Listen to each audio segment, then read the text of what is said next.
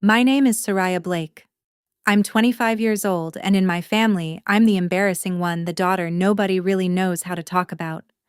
The reason I work night shifts at a frozen meal factory on the edge of a small town called Redfield, Indiana. I'm writing this down like a note to my future self because I never want to forget the exact moment my mom decided my life wasn't something she could proudly mention. Before continuing, please take a moment to like and subscribe to the channel, but only if you genuinely enjoy it. And please let me know where you're listening from and what time it is where you are. I will read all comments. Have you ever sacrificed what you wanted for your family, only to become the person they're most ashamed of? While my siblings chased college degrees, internships, and careers that looked impressive on social media, I stayed behind in Redfield. After my dad passed away, someone had to keep things from falling apart. The mortgage still needed to be paid. The bills still arrived every month. So I took the job at the plant and started clocking in every night. It wasn't glamorous work. Most mornings I came home smelling like frozen vegetables, garlic seasoning, and the metallic cold of industrial freezers. My shoulders ached from lifting boxes for hours, and my fingers stayed numb long after my shift ended. But at least the lights in our house stayed on. At least the bank never called about missed payments. To my mom, though, my steel-toe boots and factory hairnet meant only one thing: failure. I still hear her voice from a family barbecue a couple of years ago. Some relatives were visiting and, like people always do, they started asking my mom what her kids were doing with their lives. She proudly talked about my brother Caleb, who had just started medical school in Atlanta. Then she mentioned my sister Lena, who worked at a design firm in Seattle. And when the question finally turned to me, she laughed. Actually laughed. "Oh, Soraya's still taking some time to figure herself out," she said casually. "She's helping out at a local place for now." She couldn't even say the word factory. When I tried to explain that I'd been working overtime to help keep our house after Dad died, she quickly pulled me aside behind the picnic table. Her smile disappeared. "Why can't you be more like your siblings?" she whispered sharply. "Do you realize how embarrassing that job sounds?" I swallowed everything in that moment. The humiliation, the anger, the way everyone's attention slid right past me like I wasn't worth listening to. I told myself it was temporary, that if I just kept my head down and worked hard enough, one day, my mom would look at me differently. What I didn't realize back then was that Mother's Day was coming, and with it, a text message that would finally break something inside me and change everything. All you're hearing is a fictional story based on real family situations aided by artificial intelligence to make the narrative more vivid. I hope it leaves a lasting impression and provides you with an enjoyable listening experience. But if you feel tired, please take some time to rest and take care of yourself. Your health is more important than any story. Mother's Day in Redfield always smelled like freshly cut grass and those cheap supermarket bouquets wrapped in crinkly plastic.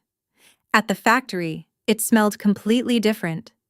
Garlic seasoning, frozen vegetables, and the sharp metallic chill of the processing line hung in the air.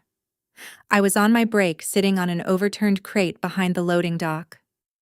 My fingers were numb from the cold as I scrolled through my phone. I told myself I didn't care whether I heard from my family that day. That was a lie.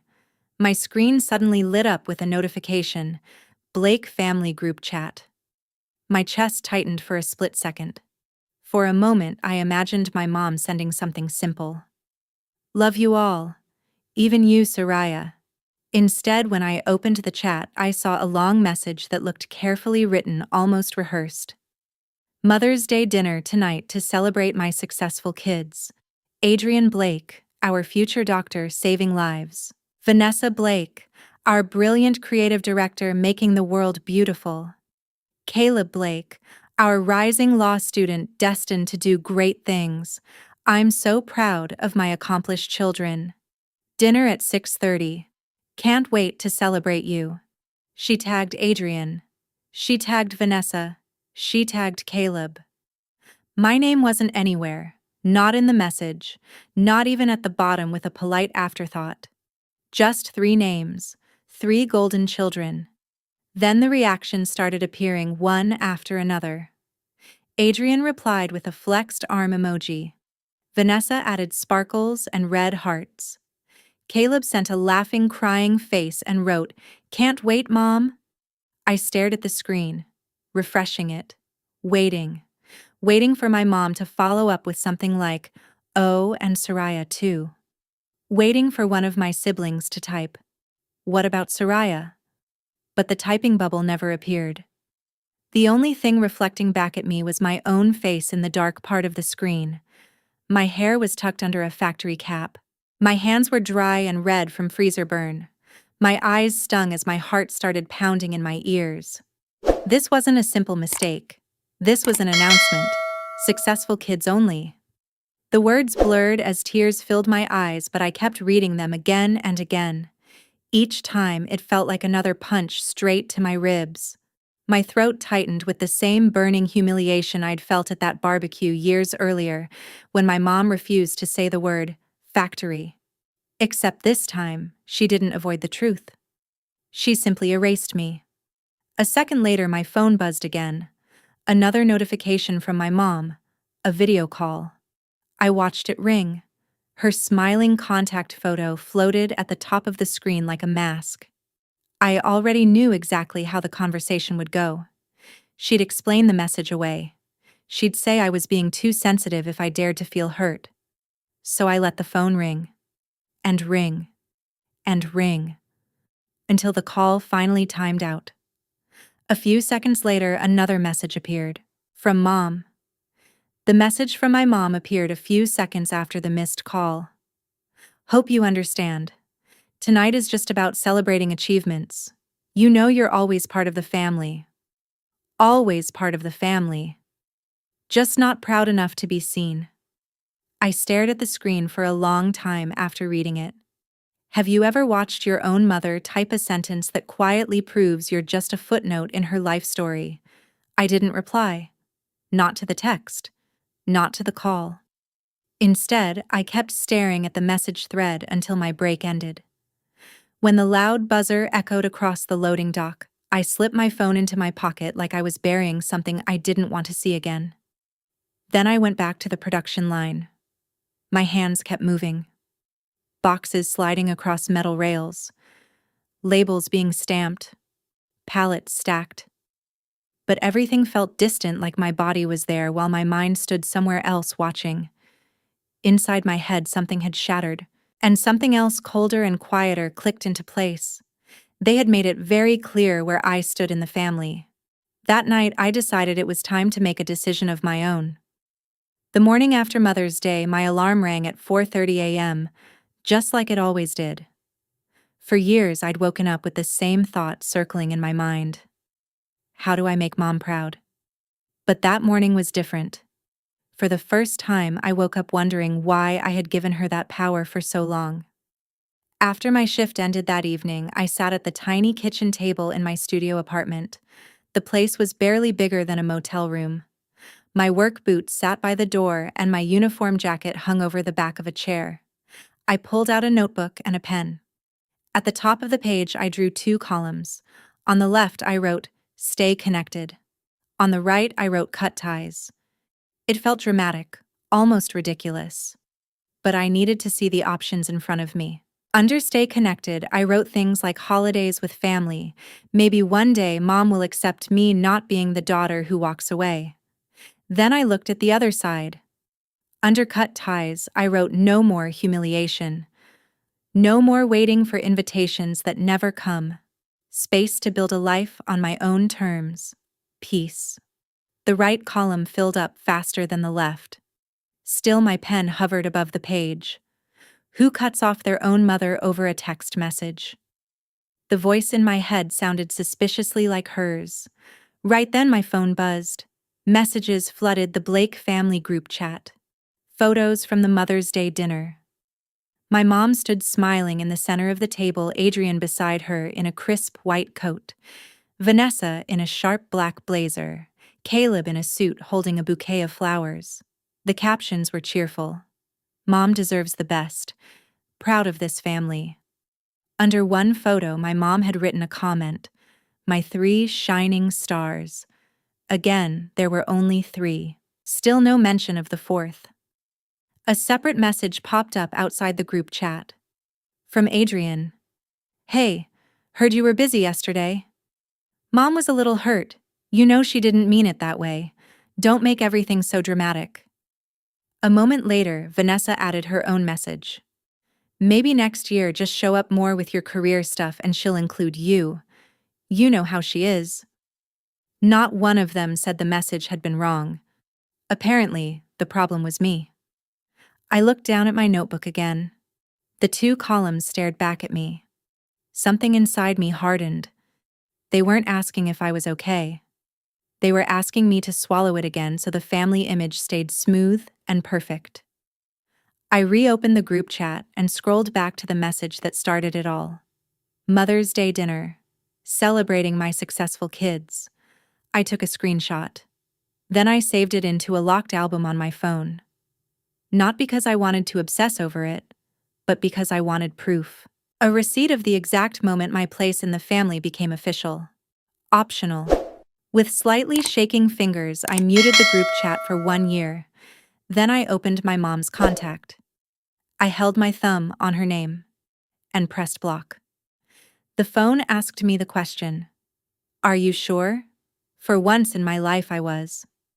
After that, I blocked Adrian, then Vanessa.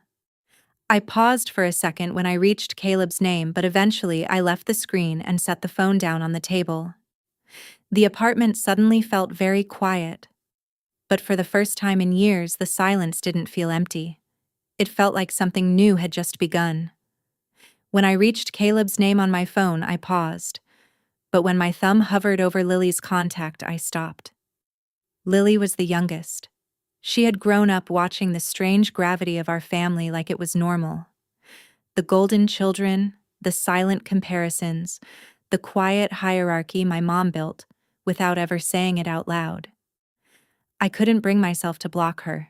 Not yet. So I left her unblocked and set the phone down. That night, my friend and co-worker Mia Brooks showed up at my apartment with 2 plastic takeout bags and a carton of fried rice balanced on top. She stepped inside, kicked the door shut with her heel, and immediately noticed my face. My eyes were red. The notebook was still open on the table. My phone screen was dark beside it. She sat across from me and asked quietly, "What happened?" I didn't trust my voice, so I just slid the notebook toward her. Mia leaned forward and read the 2 columns. Stay connected. Cut ties.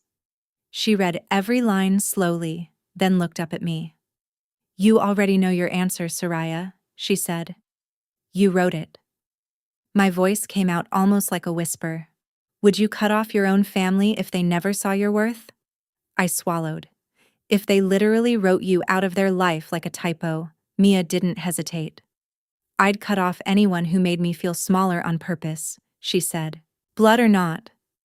Something settled inside me when she said that. It wasn't anger. It wasn't even sadness. It felt more like a quiet door finally closing. I picked up my pen again. At the bottom of the right column, I wrote 3 words in big capital letters.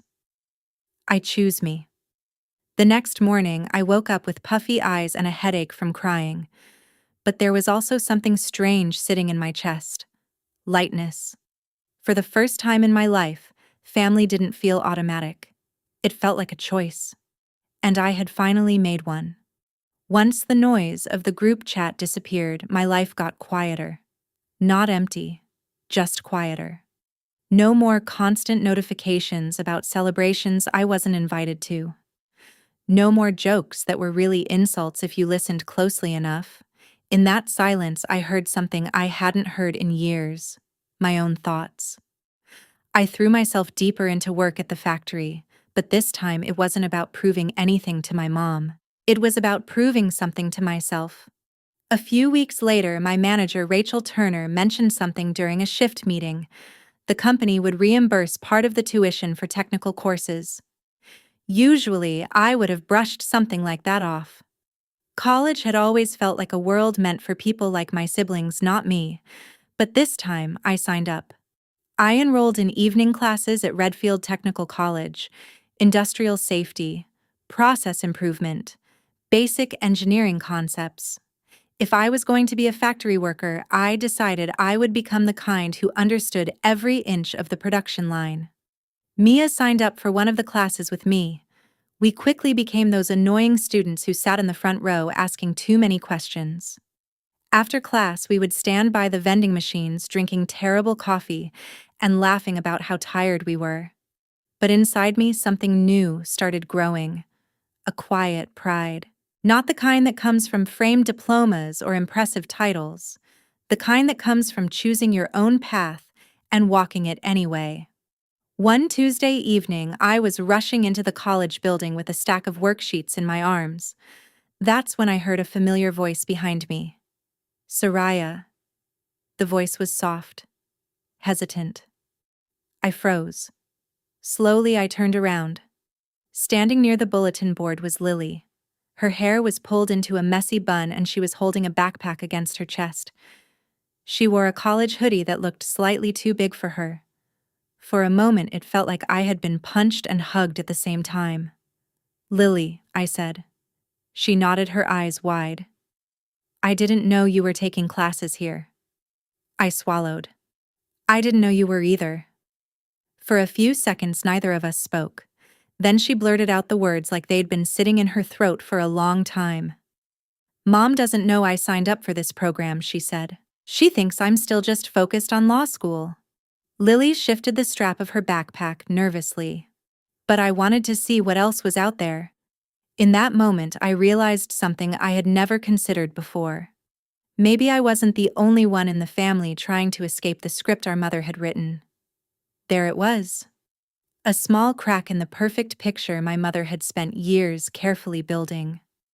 Lily and I sat down on a bench in the hallway outside the classrooms. Our knees were almost touching, and for a moment neither of us seemed to know where to begin. Students passed by carrying backpacks and coffee cups. The hallway smelled faintly of dry erase markers and old carpet. Finally, Lily spoke. "I saw the Mother's Day message," she said quietly. Her eyes dropped to the floor. "I wanted to say something in the group chat. I really did. But Adrian told me not to stir things up." She swallowed. "I'm sorry, Soraya." The apology hit harder than my mom's message ever had. Part of me wanted to tell her she should have said something. Another part of me knew she had grown up in the same atmosphere I had. "It wasn't your job to fix it," I said softly, even though a small piece of me wished she had tried. Lily twisted the strap of her backpack nervously. "Mom's been weird since then," she said. "Weird how?" I asked. "She keeps acting like everything is normal," Lily explained. "But she keeps bringing you up. Not in a good way." I raised an eyebrow. "More like she's mad that you're not following the path she planned for you," Lily continued. "And now that you're not around, she keeps asking everyone why you're overreacting." I let out a short laugh that sounded sharper than I expected. "So she's embarrassed that I'm embarrassed." Lily gave me a small, sad smile. "That sounds about right." She hesitated before continuing. "She cares about you in her own way. It's just a messed up way. She can't handle that you chose something she doesn't respect." Lily looked down again before adding the part that mattered most. "And people at church have started asking why you're never there anymore."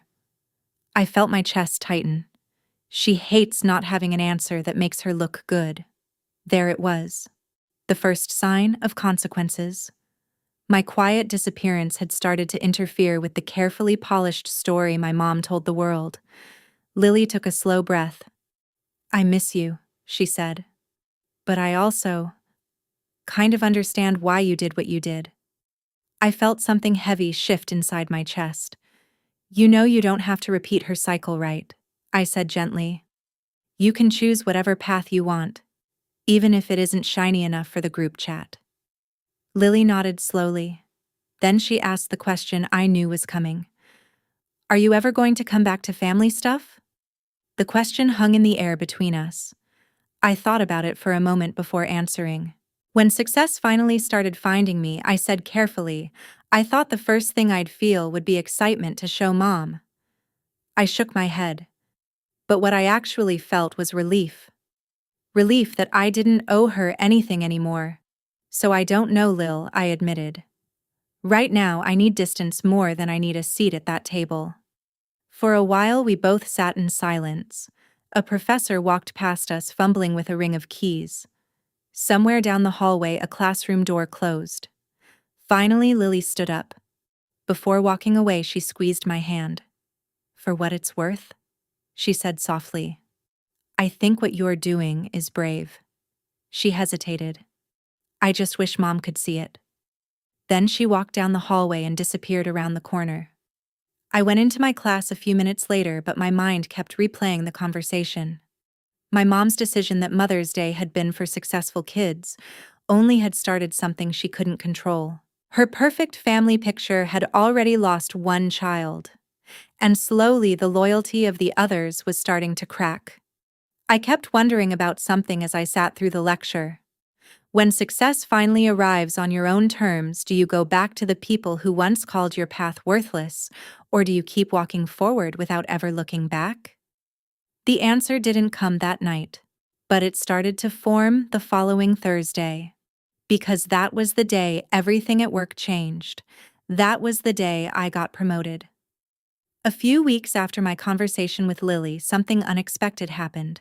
It was a random Thursday afternoon when Rachel Turner asked me to step into her office at the factory. I assumed it was about scheduling or a production issue. That was usually why supervisors called people in. Rachel closed the door behind me and leaned against her desk with her arms crossed. Soraya, she said, you've been running circles around half the people on this floor. I blinked, unsure where this was going. She continued. We're launching a new frozen meals line next month. I want you as the line supervisor. I just stared at her. More pay, she added. More responsibility. You in? For a second I couldn't even answer. A year earlier, if I had heard those words, my first thought would have been simple. Mom is finally going to have something to brag about. But this time, my first thought was completely different. I did this. Me. I nodded slowly. Yes, I said. I'm in. The new role turned out to be intense. My days quickly filled with scheduling shifts, solving equipment breakdowns, mediating arguments between workers, and keeping the production line moving when things started to fall apart. But it also gave me something I had never really experienced before: authority. People came to me with questions. They trusted my judgment. Not because I had a prestigious degree or some impressive job title, but because I had spent years working right beside them.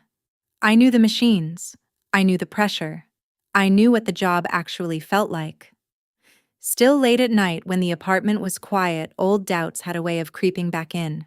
Sometimes I would unlock my phone without even thinking and hover over my mom's contact, even though it was blocked.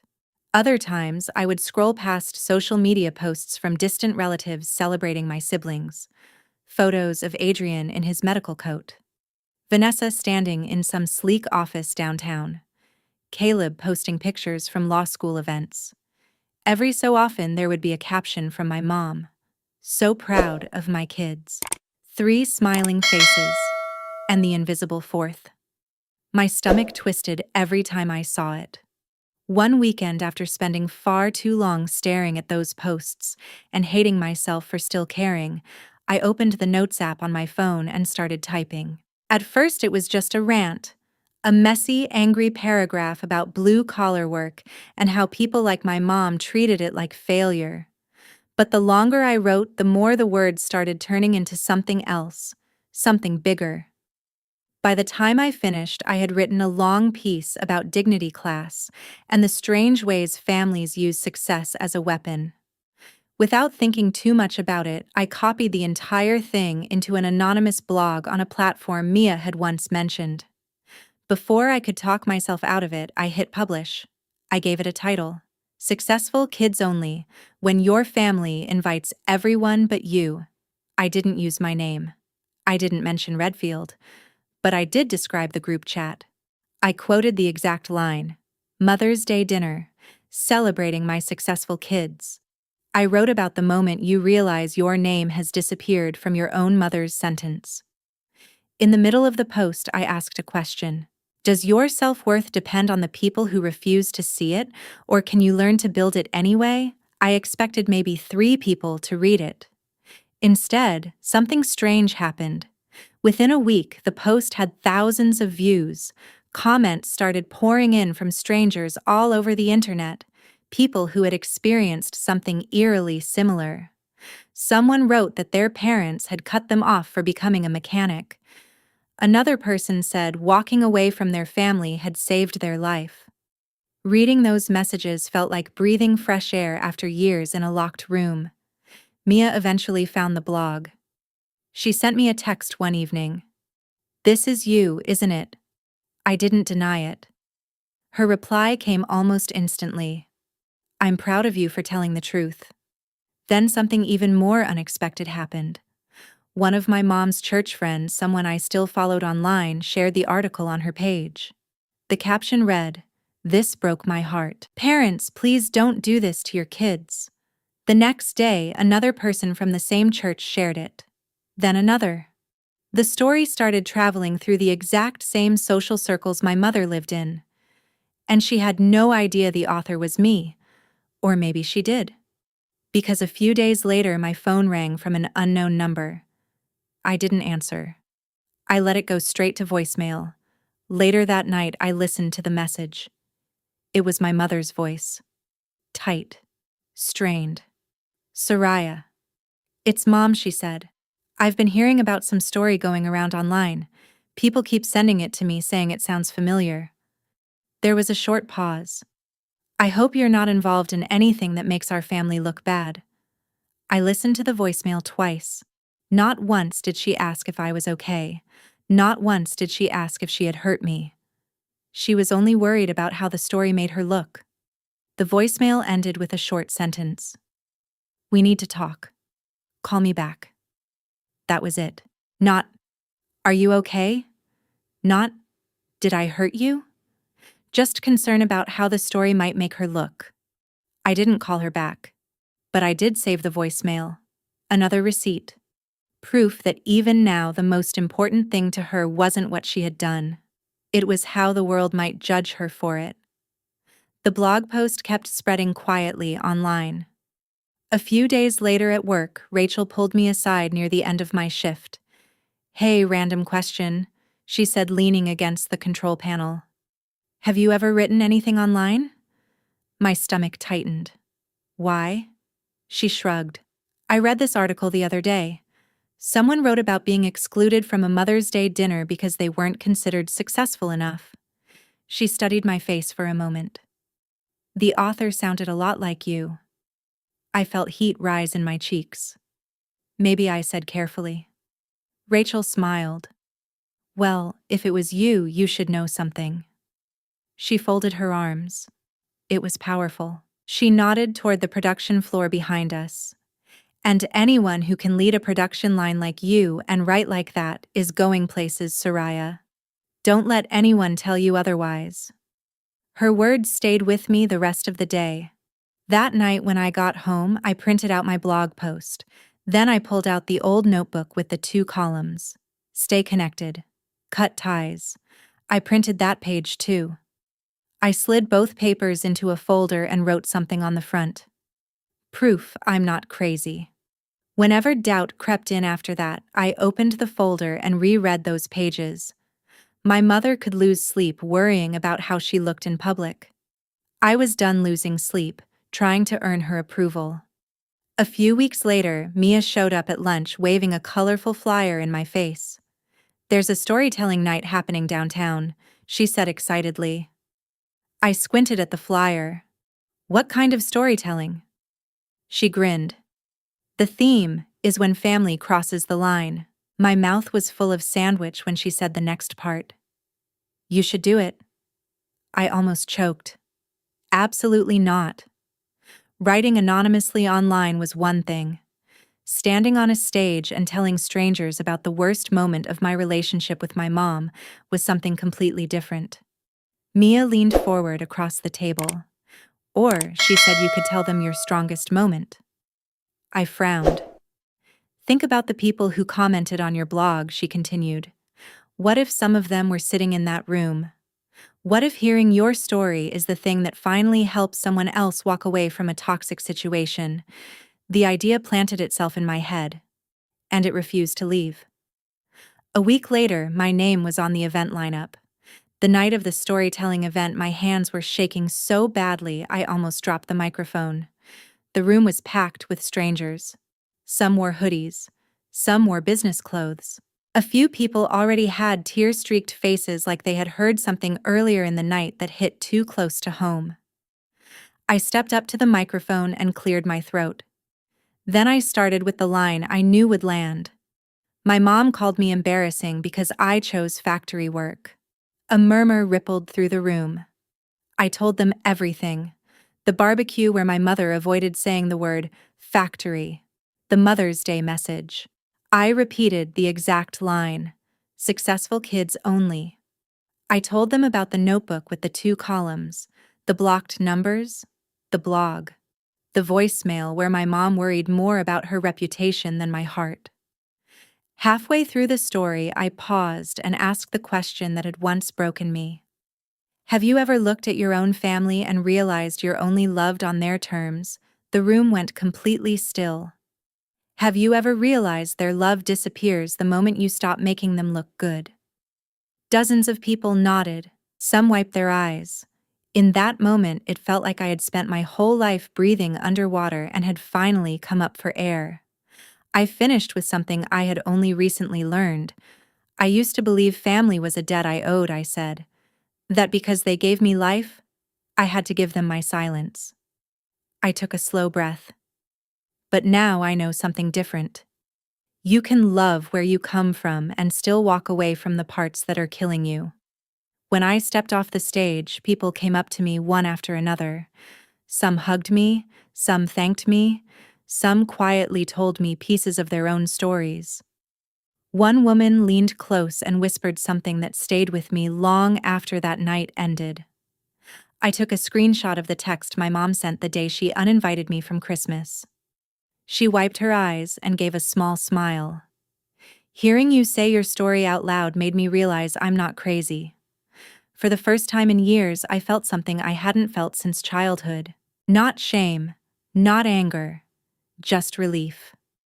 Write the number 1 in the comments if you believe I was right to set boundaries, block those who constantly humiliate me, and choose peace for myself instead of begging for their approval. Your speaking up will let me know I'm not alone.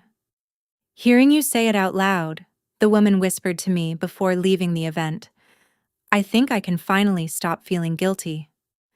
I carried those words with me as I rode the bus home that night. The city lights slid past the window while I absent-mindedly scrolled through my phone. Then my heart skipped. My blog post had been shared by a much bigger page. The account had hundreds of thousands of followers. The caption above the link read, "The successful kid's only mom is exactly why so many of us end up in therapy." The comment section underneath was chaos. People argued, debated, shared their own stories. But most of the voices were standing with kids like me. Halfway down the thread, I saw a name that made me stop scrolling. Lily Blake. My little sister had written a single sentence. Sometimes the successful kids are just the ones who learned how to perform. The others are just trying to survive. I stared at her comment for a long time. Part of me felt proud of her.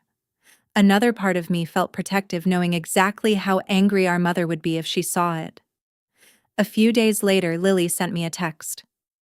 I saw your talk on someone's story. That was you, right? I hesitated before replying, but eventually I wrote back. Yes. A long pause followed. Then another message appeared. Mom saw it too. I felt my stomach tighten. Lily kept typing. She's not handling it well. People at church have been talking about it.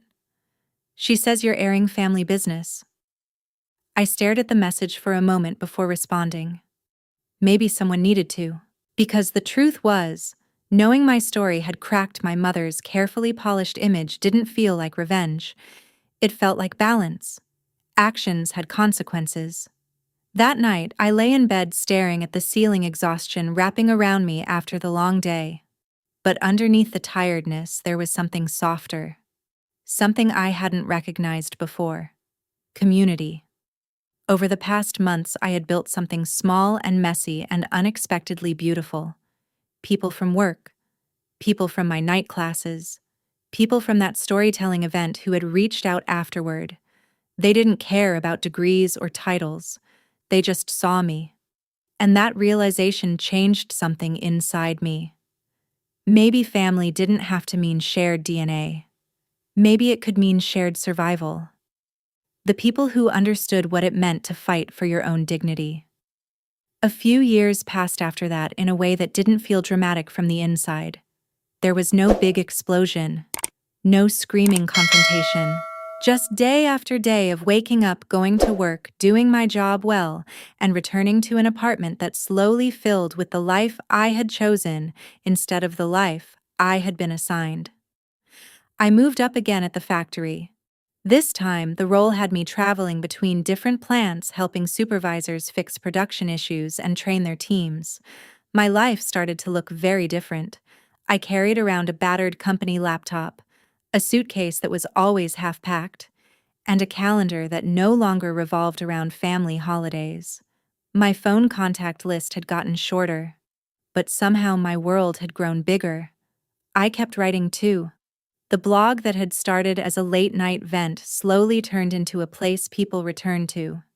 Strangers began checking in regularly, sharing their own stories, supporting one another in ways I never expected. And every time I posted something new, I felt a little more certain about the choice I had made years earlier. Walking away had not destroyed my life. It had allowed me to build one. Over the years, I kept writing on the blog. Sometimes I wrote about boundaries, about the strange guilt that appears when you say no to your own parents, about the quiet pride that comes from blue-collar work in a world that pretends it doesn't matter. Other times I wrote about small moments at the factory that meant nothing to people like my mother, but meant everything to me. One time, a new hire stopped me after a shift and said, "You're the first boss I've ever had who didn't talk down to me." That one sentence stayed with me for days. It meant more than any forced congratulations I had ever imagined receiving from my old life. Every now and then I still heard small updates about my family through other people. A coworker who attended the same church as my mom once mentioned hearing my last name during a prayer request. Online, I occasionally saw photos of Adrian, Vanessa, and Caleb at family gatherings where my place at the table had quietly disappeared. Lily and I texted once in a while. We kept things light most of the time. But every so often one of us would have a rough day and the other would say the words we both needed to hear. "You're not crazy. This really happened." Through Lily, I learned that my mother had never truly let the story go. The blog post, the speech, the phrase "successful kids only." It had followed her around like a shadow. She hated that there was now an entire corner of the internet where she was a character instead of the narrator. At one point, she even changed churches for a few months. Eventually, she returned complaining to anyone who would listen that people were judging her unfairly and that raising children these days was impossible. But as far as I knew, she never once said the one sentence that might have changed everything. "I hurt my daughter and I'm trying to make it right." Life, as it always does, kept moving forward. Then it started adding pressure. My mom developed health problems, the kind people whisper about in grocery store aisles. High blood pressure, stress, time off work, hospital bills.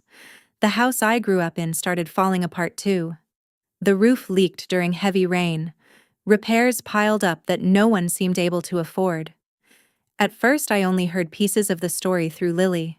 She always sounded careful when she mentioned it, like she didn't want me to feel as if she was delivering messages. Then one night she called. I was sitting on my couch with my suitcase half packed for another work trip when my phone rang. The moment I heard her voice, I knew something serious had happened. "Mom wants your number," Lily said quietly. "She says she needs to talk to you." I could already tell this wasn't about reconciliation. Still, I asked the question. Why? Lily sighed. "She's behind on payments. The roof is leaking. The hospital bills are piling up." She hesitated before continuing. "She heard you're doing well now. Traveling for work. Speaking at events sometimes."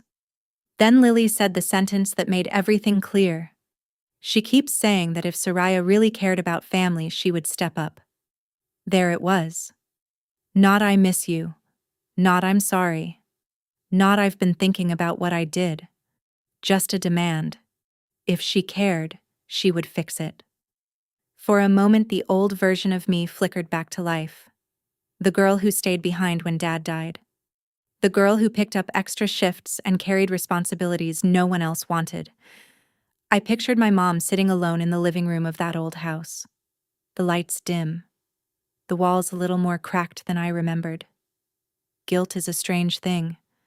It doesn't care how many times you've been hurt.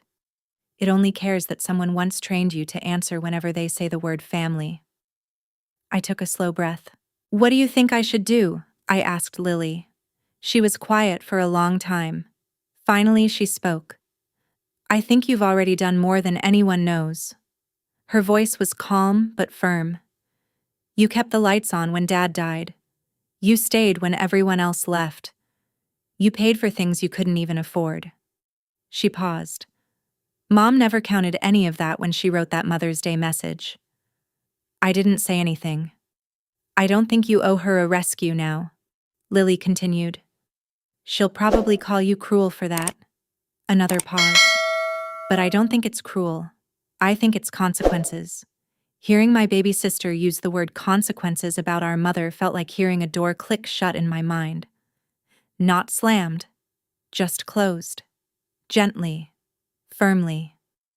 I finally spoke. "You can give Mom a message," I said. "But don't give her my number."